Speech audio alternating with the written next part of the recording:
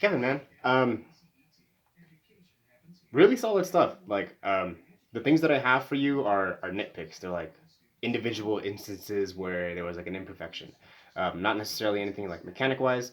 Um, One thing I really like about your playing and how you played it in the book. It's a little bit exaggerated, but I know you have an understanding of preps, and I think that's like why a lot of your notes are landing in the right place, and like your mechanics look great, and you're achieving a good sound. You're just really comfortable with prepping, like moving, moving with like through the empty space, like kind of with your arm and stuff. Um, so kudos on that. Um, the nitpicks on the book. There's this one section where it's going from I think it's like 16th notes to triplets to eighth notes. Uh, Not that one. Not that one either. One second.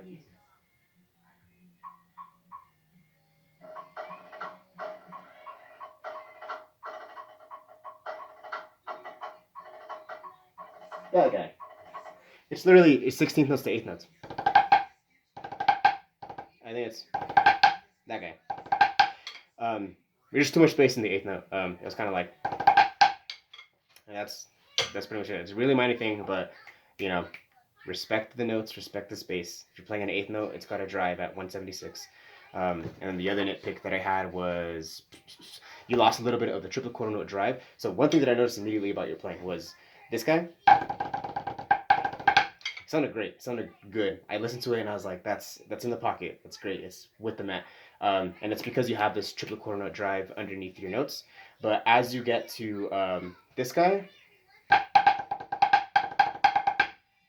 on the, it just it kind of let go of the gas a little bit, and it was a little bit behind the beat. And it was more of a feeling thing. Just a little bit less drive there. You got to push through that. Those are triple quarter notes, right? And that's it for the book. As for the movement one primer with the song, the last section you did 2 reps of the book, right? And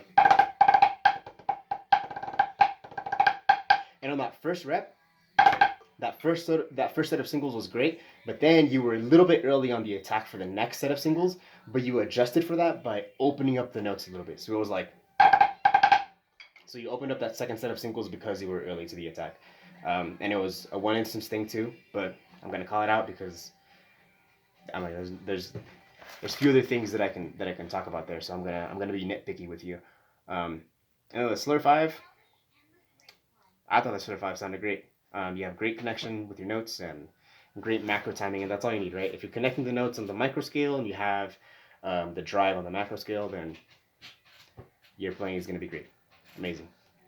So that's it. Just those 3 nitpick things. 2 things in the book and 1 thing in the Slur Five primer. Um, Drumming is tough because it's like we expect perfection. We expect like robotic, like you're playing back on Sibelius, and it's like all the notes have to be there. But you did pretty good. Really close.